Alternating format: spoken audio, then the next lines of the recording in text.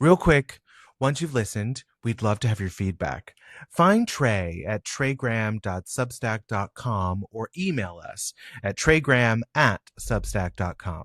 Let us know what you liked and what you didn't, what you want more of and what you need less of, or whatever else comes to mind. Ideas for stories and guests are always welcome. That's Trey Graham, Trey with an E, and Graham like the cracker, .substack.com. Now, enjoy the show.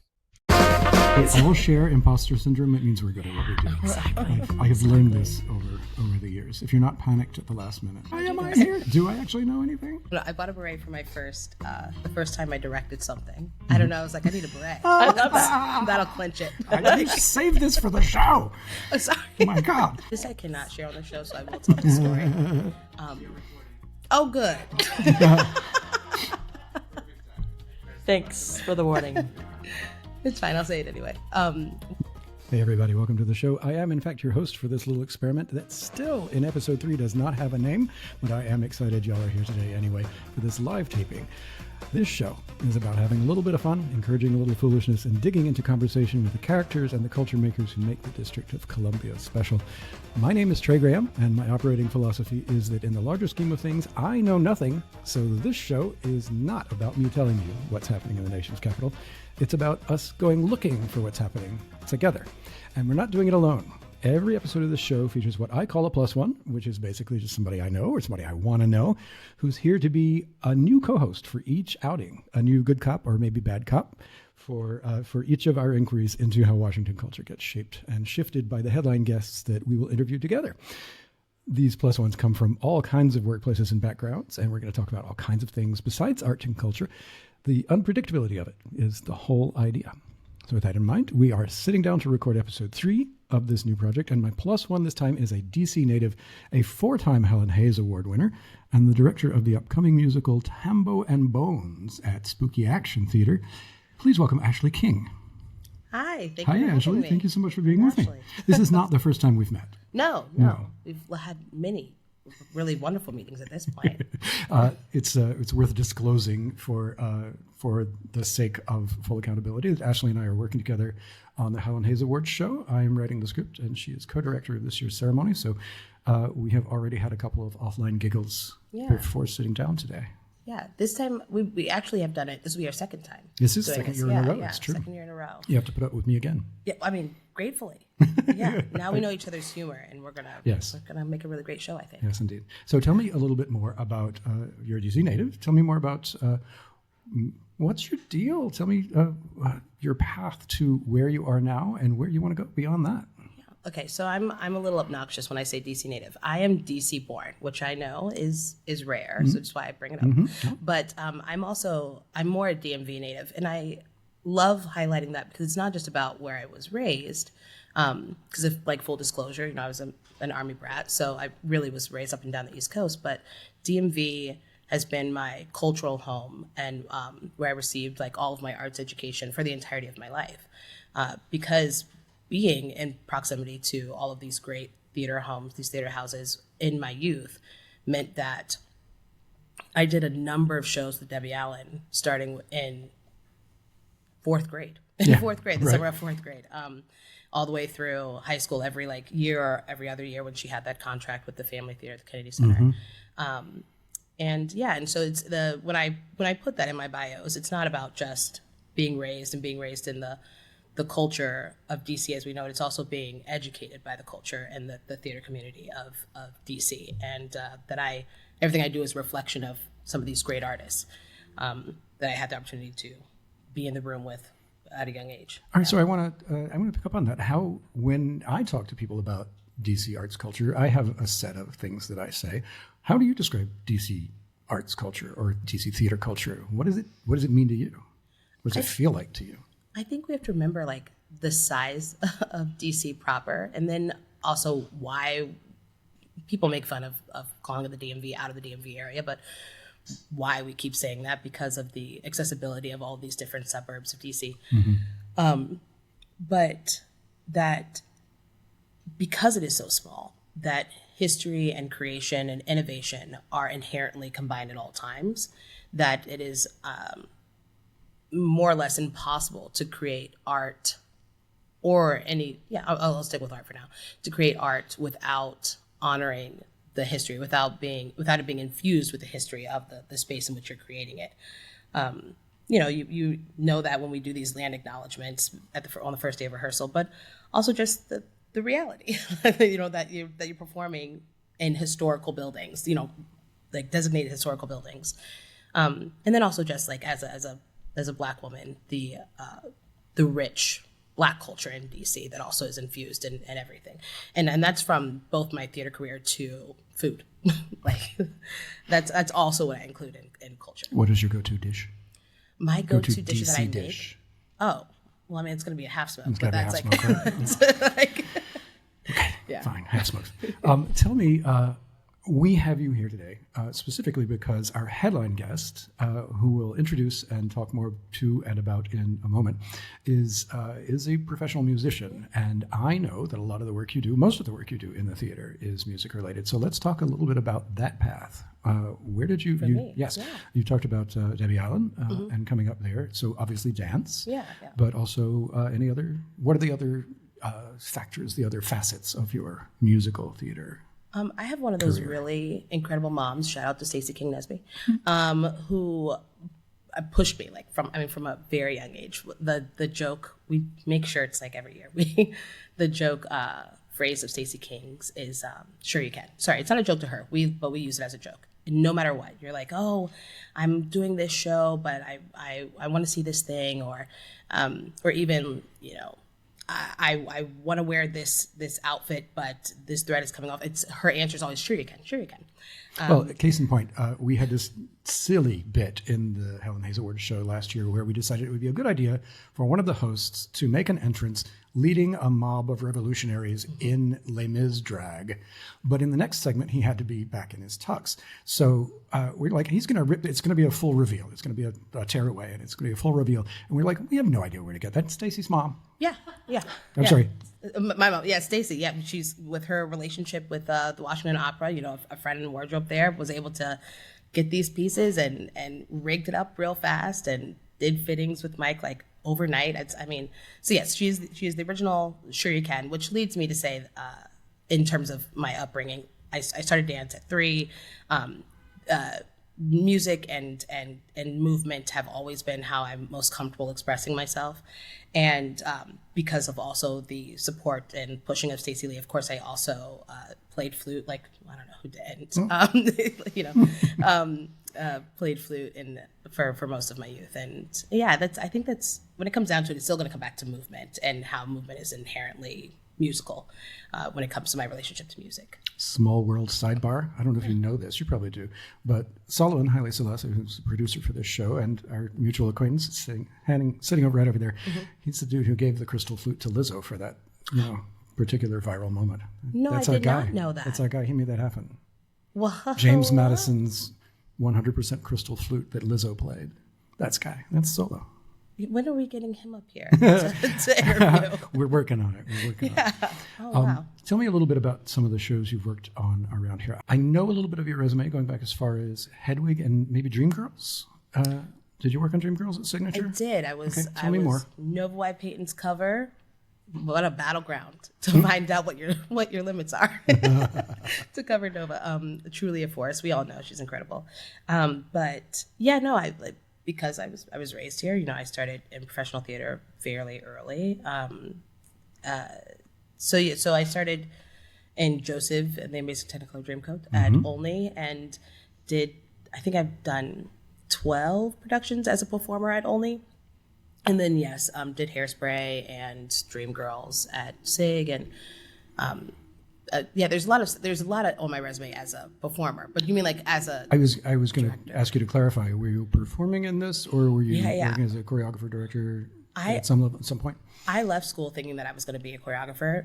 That's like another story. Yeah. The point is that I spent most of my life up until 2019-ish. Being just a performer. And then in 2019 did Legally Blonde at Keegan, and during like the great 2020 pandemic received my first Helen Hayes Award. And I think there was just no turning back from that. I say this responsibly and respectfully. I think at a time we were all sitting home and we were trying to make sure that our rehearsal rooms and our stages looked like our community. We were making a more concerted effort to make sure that happened. I think the visibility of myself as a choreographer got out there by receiving that award, and I've not, I say this, it's a blessing and a curse, I've not had the opportunity to return to the stage as a performer since then. I've been working as a director and choreographer consistently since then. That's something to say. That's an accomplishment. Yeah, well, working steadily. Yeah. I love this phrase that you use, and I hear you use it over and over in conversations, in working conversations with creative people, respectfully and responsibly. Yeah. I think you use it when you sometimes want to open the door to the possibility that you're going to offer a critique, but also, just as you just did, just to make sure that people know you're approaching a topic that might be a little sensitive. Tell me more about where did you pick this up, and why do you do it? Is it just a habit now? No, okay. So I know many people now. It is attributed to me. I have to give credit where credit is due. The first time I heard it was from the director Peter Flynn. He was our director for Ragtime and Into the Woods and Guys and Dolls at Ford's. Yeah. I have no idea if he knows he said it, but it stuck with me. and yeah, it's exactly as you said. Sometimes I mean it because I know I'm about to say something that's a little shady, but also when I'm approaching a sensitive subject and I know that I'm opening the doors to something sensitive and I want to begin that conversation responsibly. You know what I mean? That I know that I'm coming to the conversation informed and I'm giving you the opportunity to enter into that conversation with your consent, you know? And or ignore it. Whether you had time to prepare for it or not. Yeah. I like that. That's so sweet. Yeah. It's so generous. Yeah, I do use it pretty liberally, though. Yeah. Mostly for the petty reasons. I'm good. Glad that because I approach almost nothing respectfully or responsibly. As a working journalist for a long, long time, I say the most unbearable things sometimes, and frequently without meaning to. I don't find that to be true at all. You haven't been around long enough. No. We're still new friends. We probably need to edit this out, but I will say you have kept me delightfully humble because I had back-to-back reviews from you. One was for Hair and one was for Problems Between Sisters. Oh, no. And the one for Hair was like, effervescent athletic choreography by Ashley King. And the one from Hair was like, I don't even remember the word you used, but it might as well have been limp noodle boring choreo by Ashley. No, I'm so sorry. Like, Problems Between Sisters? Yeah, it wasn't my finest work. This was where? This was the adaptation of the Sam Shepard play. Of True Us, yeah. Yeah. That was rough. Edit this out. Yeah. That was one of the. It was a very strange production, but then it had 5 minutes of Nancy Robinette being absolutely wackadoo at the end, and it almost redeemed the entire show. Being Nancy Robinette, right? Yes. These are the legends of DC theater. All right. Well, you and I are here today to talk to Dr. Thea Kano, who is, among other things, the artistic director of the Gay Men's Chorus of Washington. So, again, that music connection is part of why I've got you here. I want to talk about a little bit about what your history is with the choir, how long you've been here, and what do you think makes it special in terms of being a DC institution. Let's talk a little bit about that, and then I'm going to take you down a few byways as well. And please, Ashley, you should just jump in anytime you have a thought, an impulse. Well, thank you for having me. It's great to meet you and spend time with you today. I have been with the Gay Men's Chorus of Washington, D.C. for 22 years now. Oh, my gosh. This is my 12th year as the artistic director, and I was the associate conductor for the 10 years before that. So I've seen a few things with that organization, and we certainly have seen a lot of changes throughout the organization as well as our impact on the city. So to answer your other question, where we fit into this city, first of all, we have over 300 singing members. Yes. So we have a good percentage of not just, DMV folks who are singing with us or volunteering with us. So everyone brings their own perspective and experiences to the table and to our rehearsal process and ultimately to the stage. I think we, as the largest, well, we're the only queer chorus in town, but certainly we're the largest LGBTQ plus arts organization in town as well. We offer, a lens, an opportunity to tell stories, an opportunity to elevate and celebrate the queer community here in DC. I could go on. There's, I think, because we are a bit of a niche and a unique ensemble, we celebrate that have a lot of opportunities as a result. And it's not just one niche or one ensemble, right? You've got the big choir, which is 300 plus. Do you ever actually perform with everybody? We do several large performances, large full stage performances a year, and we have about 200 to 225 at a time. When we do performances, for example, at the Kennedy Center in a larger space, we will have closer to 300. Okay. We don't have a lot of spaces in this town that can support that many singers on stage at once, frankly. That's a big ensemble. Yes, and we have several small ensembles, and those are our outreach ensembles, and that it's a lot easier to take 25 singers out to a community event or sing at the Helen Hay Awards or whatever it may be. About 50 of you in last year to perform at the Helen Hayes Awards. Exactly. So we also have a youth chorus. We are only one of 6 LGBTQ plus and allied youth choruses in the nation, and that's called Gen Out Youth Chorus. We're very proud of them. We have a dance ensemble, and we have 3 other small ensembles. And I was going to say the ensembles have their own individual characters, right? One of them is like a gospel and soul ensemble, right? Mm-hmm. And the other one is sort of barbershop-y tight harmony. Mm-hmm. Is that right? It's an a cappella tight harmony. Exactly. In fact, the show Octet that's in town certainly has our attention. We're looking forward to going to see that together. The gospel ensemble is called Seasons of Love, and they sing both gospel style music, but also sing in the style of gospel, perhaps pop or Broadway even. And then the other ensemble is Rock Creek Singers, is the chamber group, if you will, for lack of a better description, and they do Broadway and classical and pop as well. Okay. I wanted to ask, because you touched on it, the youth ensemble, which frankly I did not know about, the politics of that have got to be wackadoo. Right? They are wackadoo. It's a great word for it. I've got friends who were on the boards of organizations like SMILE, the Sexual Minority Youth Assistance League, which works with at-risk queer teens and youth, and the guide rails and the safety mechanisms they have to build in just to do the work, just to get to the office to do the work, are insane. What is it like if you're dealing with younger performers in the arts world is typically sort of casual and free-flowing, and people say things that you would not expect them to say. When you introduce the youth dynamic into that, I'm just going to leave it open. It did call for changes, certainly. We have about 20 singers, youth, in that ensemble at this time, and they are from as many schools from all around the DMV, which is a wonderful opportunity for these kids to get together with other queer and allied youth that aren't part of their school. We have our staff, and we have volunteers that work with the kids, and we go through background checks and fingerprinting, all that. As far as to your question, when we do performances with the full chorus, the adult chorus, and with the kids, we remind our adults we have kids in the room. And the youth have their own dressing room, of course, and they have chaperones and such. And we have several chaperones even for just 20 kids. We can't be too safe, and just make sure to protect the kids as well as us, the adults. Awesome. And what kinds of repertoire are they doing? Pop and Broadway and kind of whatever is the hot song today. They come to their director and they ask, we do this or that. And the Glee mix. Exactly. Not to use too dated a reference. Their director is Dr. Paul Hines. And he also introduces more traditional choral pieces. So they have an opportunity to have a choral education, certainly at the same time.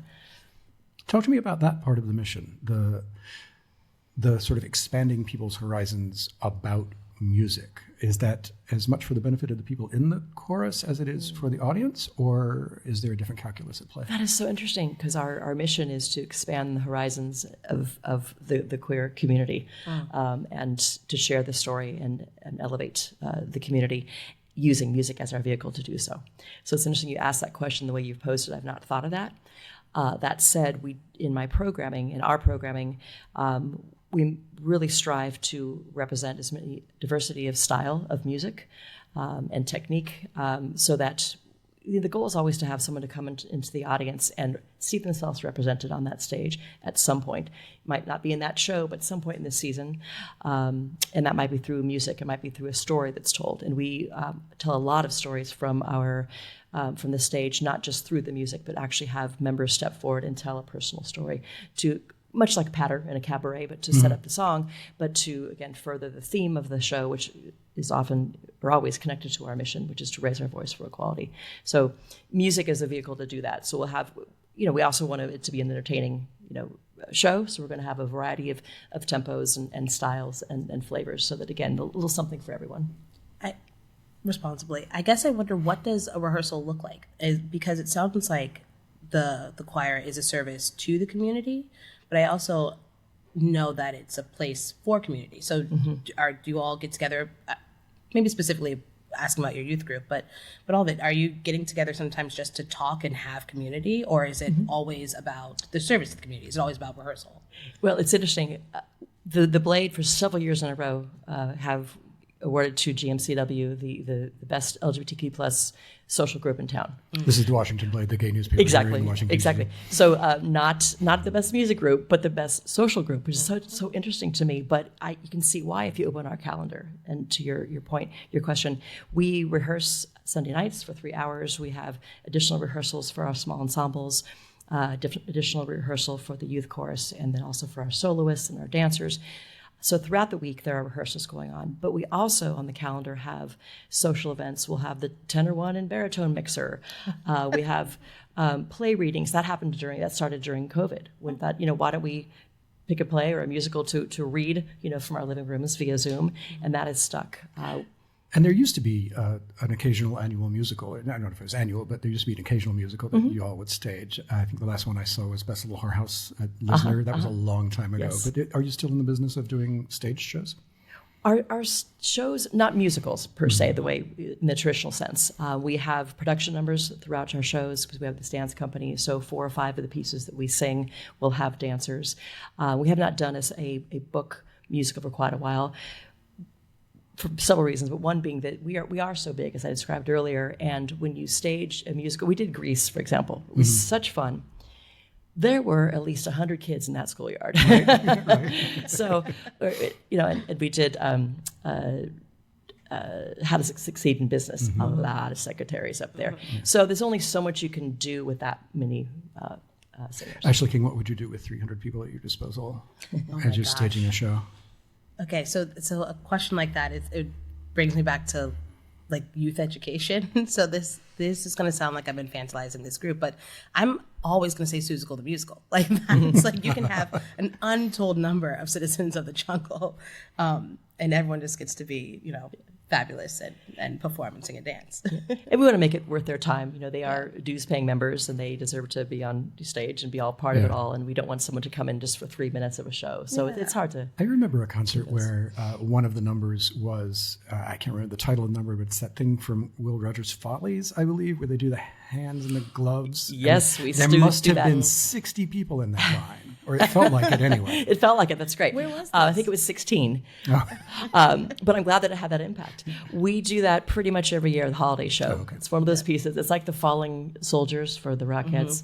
When the few years we haven't done it, we get emails complaining. Where was the number? What is the title of that number? Favorite one. Okay. Yes. And it involves what I can only describe as a hand dance with people in dark outfits and white gloves.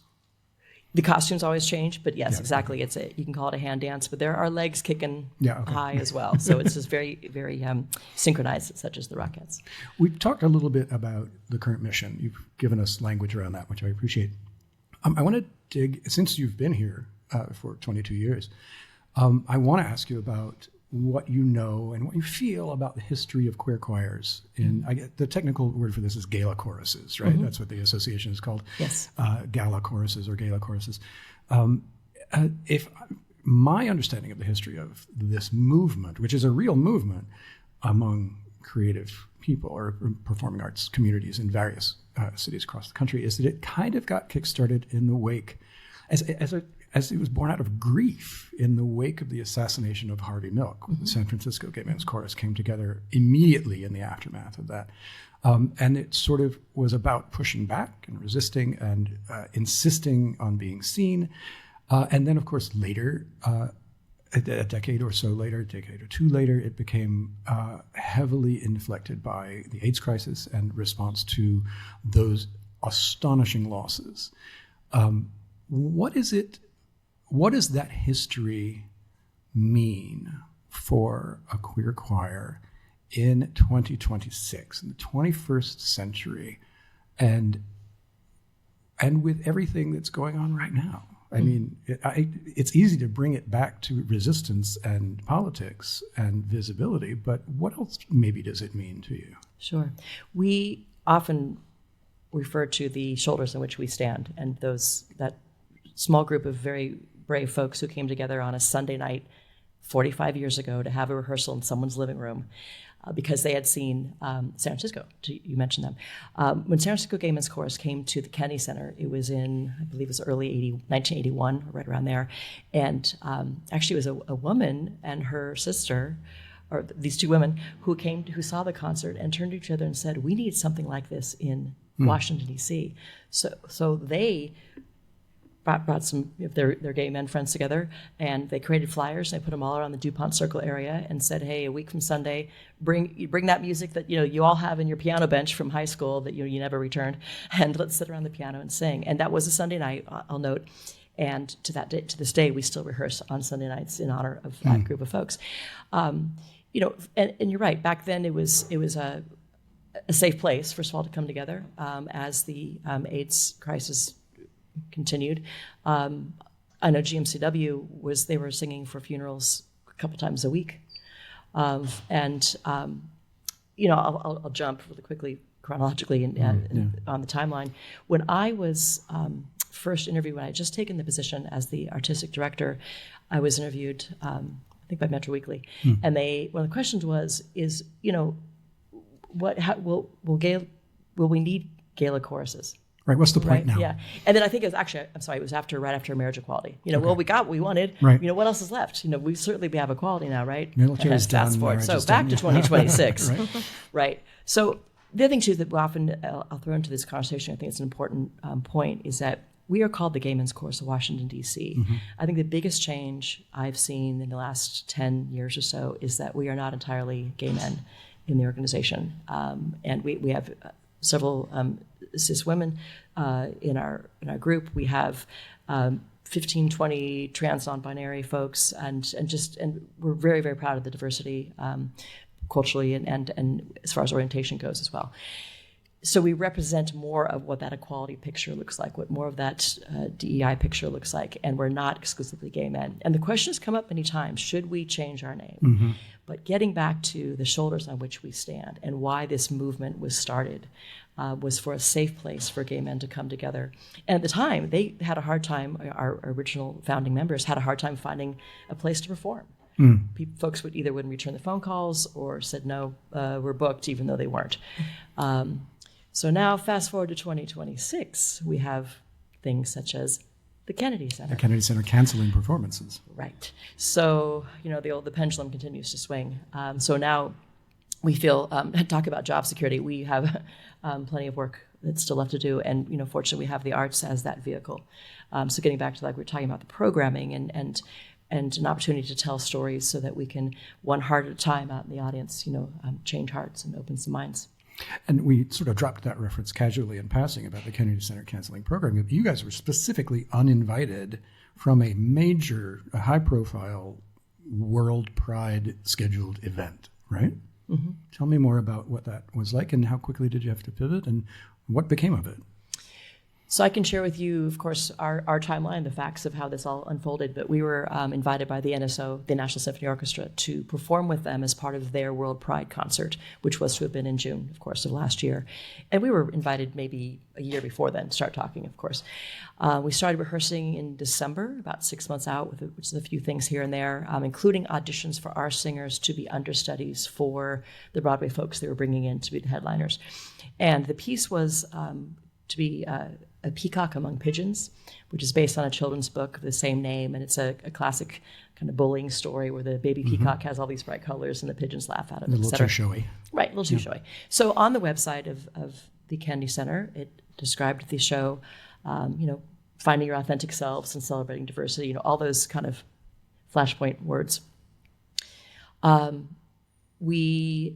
I was in communication with the Kennedy Center through the end of January and into the beginning of February. And when I say with with the Kennedy Center, I mean both, specifically, I should say, with the NSO. Both our contract as well as submitting the videos from those auditions, communicating with the artistic staff, all the way through the change of the board at the Kennedy Center, which was first week or so in February.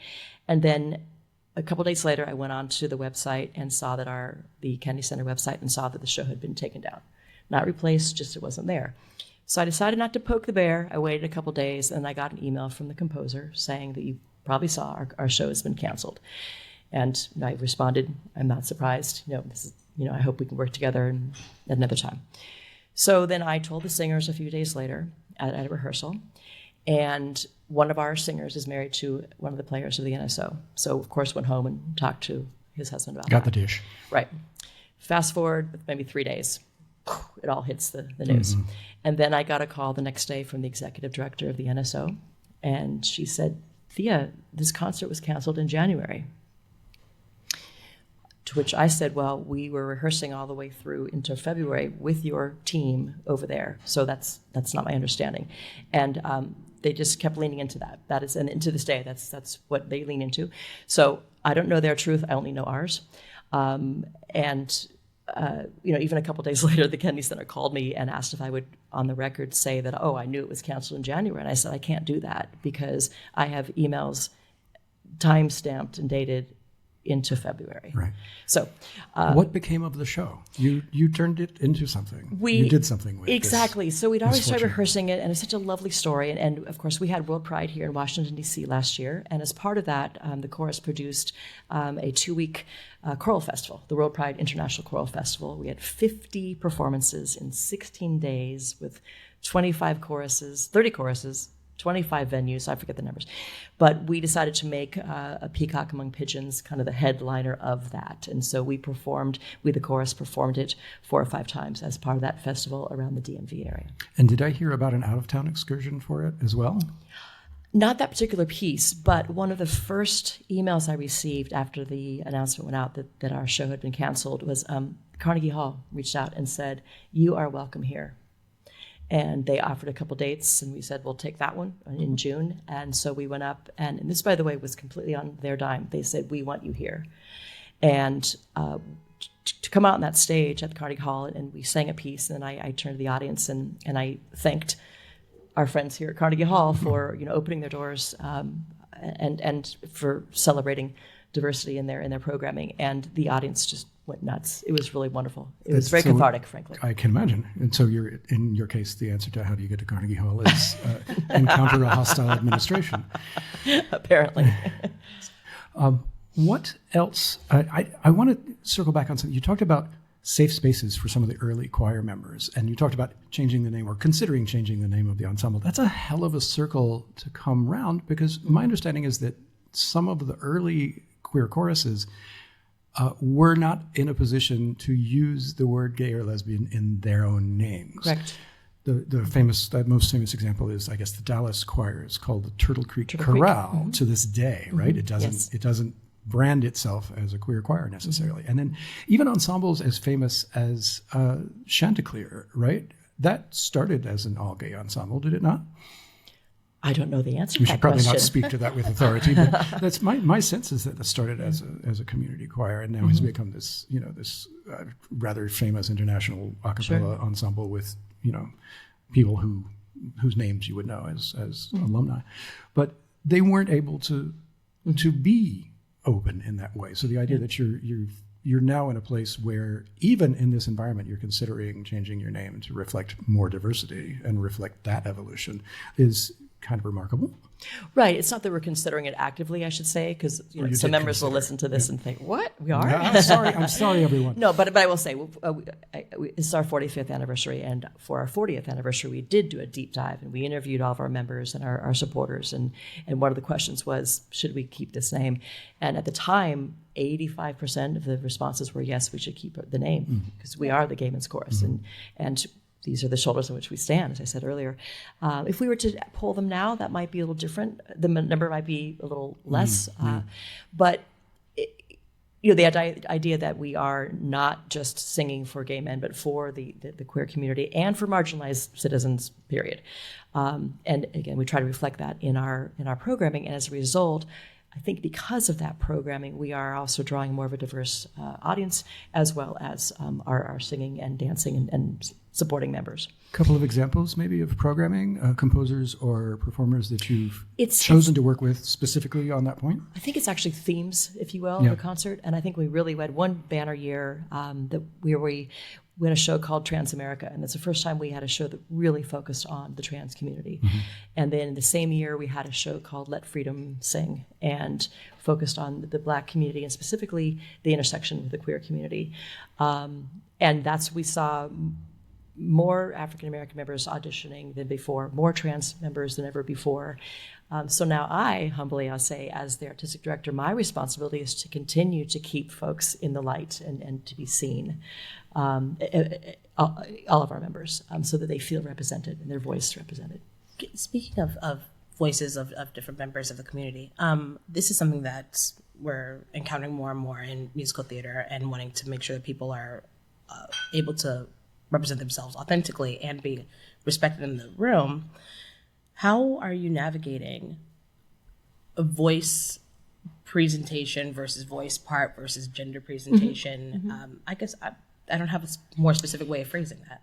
Great question. I've got a friend who is a femme by day most of the time, except when they're not, except when they're in leather and being a dom top, but sings baritone because they've had hormone therapy. Mm-hmm. So sings baritone, but presents as a girly girl most of the time. Mm-hmm. Yeah. So, sure.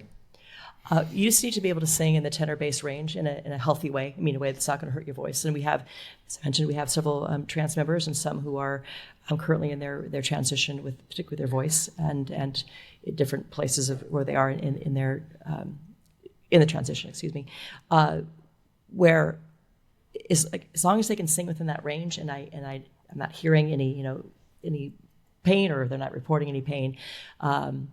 And they're sounding, you have to sound pretty good. That's obviously up to. We should stress this is an auditioned choir. It is auditioned, right? So everybody has to meet a certain standard. Yeah. And I'm really interested in pursuing this line of questioning because when I was in junior high school, I was still a boy soprano, and my choir master tried to kick me out because my voice hadn't changed, and he didn't want to be bothered with negotiating that transition. My mom went to the school board to get him overruled, and eventually moved me into another school. So to hear you talk about actively working with singers to navigate this moment. We welcome absolutely all genders. And I'll tell you, several years ago, the first out trans person that sang with us was someone who had sung with us for many years and then came back one fall and told me that she's like, I'm transitioning. I'm a trans woman. And she'd been singing with us for years. Mm-hmm. So we can't say, oh, sorry, you can't sing with us anymore. I suppose there are some groups who would say that, but that absolutely not us. Remember, we had someone who came audition for us several years later. In fact, it was for the Trans America show. That was that season, and it was a female presenting person. And they walked in, and I always say, "What brings you, today to sing with us? Why are you wanting to sing with us?" And they said, "I'm looking for a chorus that's inclusive." Mm-hmm. And I thought to myself, "Oh my gosh, I hope they can sing." Because I didn't want to say no to this person. And fortunately, they could sing. It was fantastic. They sang it for several years. So we're very proud of that all expressions, all genders are welcome. It's just the bottom line is you audition vocally, or if you're a dancer, you can also audition for and dance. Also, before I forget, getting back to our name, our founding members, it was very important to them that we be called the Gay Men's Chorus of Washington, D.C. with the G word first. Mm-hmm. And that was so that when folks looked in the phone book, they had to look under G. Remember the phone book, y'all? Whereas San Francisco Gay Men's product. Right. San Francisco Gay Men's Chorus has their city first. And so that was important to them. And I also realized I forgot when I was mentioning our small ensembles, we have a new up-and-coming ensemble called Cherry Blossom District is the name of the ensemble. And it's our AANHPI folks who came together and thought... I was thinking with the initial CBD, it might be just weed-related. Well, exactly. You got that. Their acronym is, in fact, CBD. That's okay, because Seasons of Love has kind of an unfortunate acronym also. anyway, we are continuing to diversify our musical offerings for both the members as a result, then for our audiences. What else is on your mind, Ashley? Any questions before we wrap this thing up? I guess this is I know that this isn't your first chorus or first choir that you created. Sorry, back last year when we worked together, I Googled you. And so I guess I wanted to know, what is that transition like? What is it like to create something, as someone who does a lot of new work in theater, what is it like to create something and realize that that mission has been accomplished, at least as far as your journey with it, and to leave it, and I guess it was a two-part question. What is the learning curve when joining a new organization, an established organization? Oh, interesting. I think you're talking about the New York City Master Chorale. Yeah. Mm-hmm. It's a group I founded 20 years ago. They were celebrating their 20th anniversary, and I left just before COVID. So I was with them for 13 years. And their mission was so very different, since GMCW is a social justice organization as much as we are an arts organization. Whereas the Ensemble New York was specifically about music and celebrating the diversity of, in this case, New York City, and pouring that into our music. So it's not that the mission was accomplished, if you will, with that ensemble, but more and more was happening here. And I was by City for 13 years, and Amtrak is great and all that, but I don't I don't miss that part of the journey. So, but joining this organization again, I joined 22 years ago as one of the assistants. So it wasn't until I became the artistic director where then okay, well, this has been established, and I've been around for several years at that point. What is my imprint? What is my vision? And what are my personal goals? And I think what we've been talking about is really what my goals have been, is to have a product that gets our mission across in a way that we can get our stories told and achieve equality in this country for all people. So I'm so very particular right now in 2026. I'm so grateful, as I know our members and our supporters are, that we have this vehicle of the arts, to get that message across. And I think when all that we're going through, and talking about the Kennedy Center, et cetera, that I think the arts is what's going to not only sustain us through all this, but it's going to save us. From your lips to God's ears. I promised mischief and foolishness at the top of this podcast, and I do not want to leave the conversation without delivering on at least a little bit of it. So with all the respect in the world for your earnest conversation about the mission, and knowing that Ashley asked about non-musical aspects of the chorus's existence and work, I have a vague sense that there used to be these annual retreats. Oh boy! And I've always wanted to ask someone what the gays get up to in the woods, because the rumors are spectacular. They're probably all true. They're probably not rumors. Whatever you're thinking, yes. What is the stated goal of the annual retreat? And what is the most outrageous anecdote that you feel comfortable sharing from an annual retreat? Oh gosh, there's so many.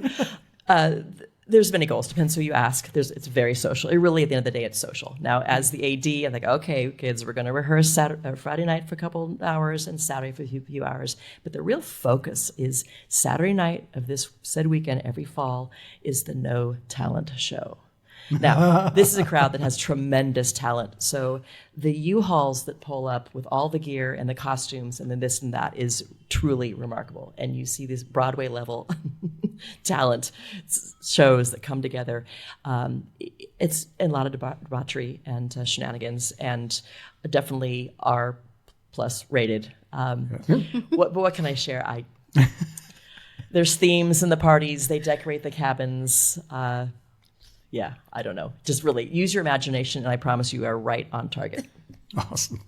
I should not let you go without asking you about a project that I know you are excited about coming up. In part because this podcast will be on the shelf for a little bit, and in part because it's important related to the work that you've been describing. You are taking the chorus out of Washington and through what kinds of territory later this year? End of March, we are taking what we're calling the Southern Equality Tour. We'll have 2 or 3 buses of singers, so 100, 120 singers or so. We are going through performances in Richmond, Raleigh, Greenville, South Carolina, Atlanta, and Nashville and Knoxville, and back through Roanoke. And we are performing in venues with other Gaelic choruses, as a matter of fact. And talk about they're really doing the work, because they are in the cities, in some areas, some more rural areas, where in fact they sometimes have a hard time finding a place where they can sing. So these performances will be open to the public for free, and we will in fact take donations to support those choruses. And again, the mission is just to take our message of equality on the road and do it through music, because often the message will get across where the words leave off and the music carries for us. And we have done these tours before, and if we had more time, I would tell you examples of how we know that we're making that impact in those communities.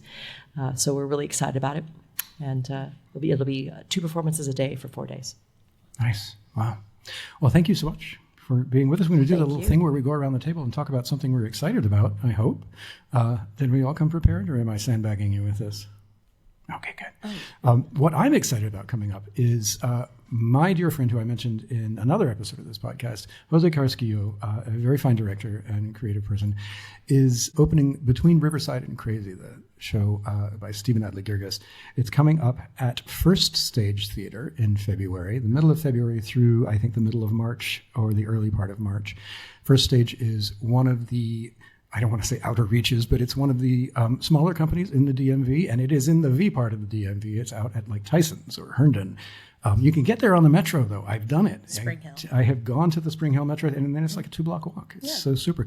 Jose is an amazing creative person in Washington, D.C. Among other things, he leads helps to lead artistic programming at Ford's Theater, and especially with a focus on the development of new work. And I just adore him. So that's what I'm excited about.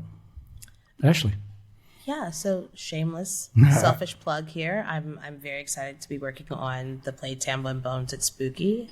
We did just open Octet at Studio. And I will also, speaking of Jose, be working on 1776 at Ford's. At Ford's. Yeah. And I only mention these things because I love that I have to be working on all of these, but it makes me excited about the continued robust diversity of DC theater. Mm-hmm. There's something for everybody. Tell me a little about Tambo and Bones, because we haven't talked about it. Oh, yeah. So Tambo and Bones fits into that type of Afro-surrealism theater that I think you were talking about on a previous podcast, where the first act, we open in a minstrel show, full cork drawn smiles. Yikes. And I know it, but it's meant to make you uncomfortable. Mm-hmm. And I'll be honest with you, the dialogue becomes so relatable that you start to realize the parallel of minstrelsy that has continued throughout the media. Mm-hmm. Second act is a full rap concert, incredible composition by Navi, really amazing. You were talking about Ben Moss earlier, and the sound in Octet. I mean, just the technology when it comes to sound in theater recently in DC is incredible. And then the third act is true Afro-surrealism. We're in a post-racial world, and I will not give you more than that, but it's one of those shows that ends on a gasp. Like you're racing up to that cliff, and then we say, lights up, everyone go home, deal with it. Yeah.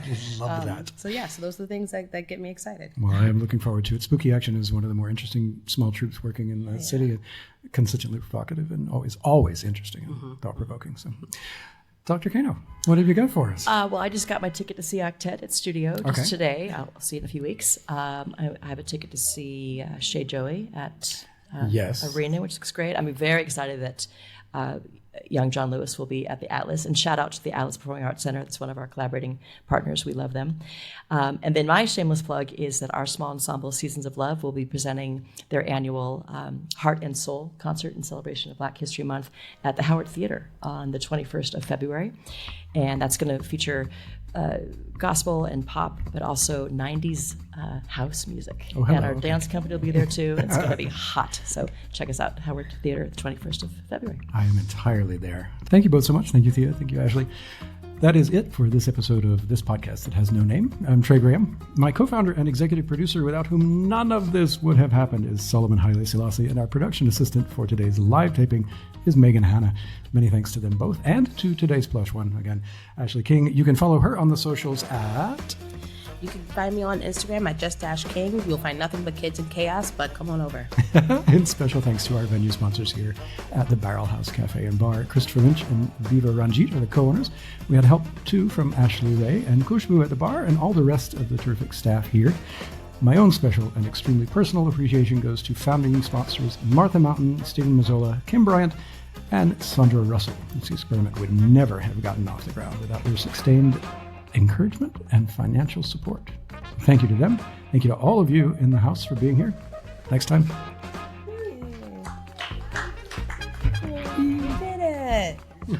It's a marathon. Hold up, before you go, one more thing. We'd love to have your feedback. Find Trey at treygraham.substack.com or email us at treygraham@substack.com. Let us know what you liked and what you didn't, what you want more of and what you need less of, or whatever else comes to mind. Ideas for stories and guests are always welcome. That's Trey Graham, Trey with an E, and Graham, like the cracker, .substack.com. Thanks for listening.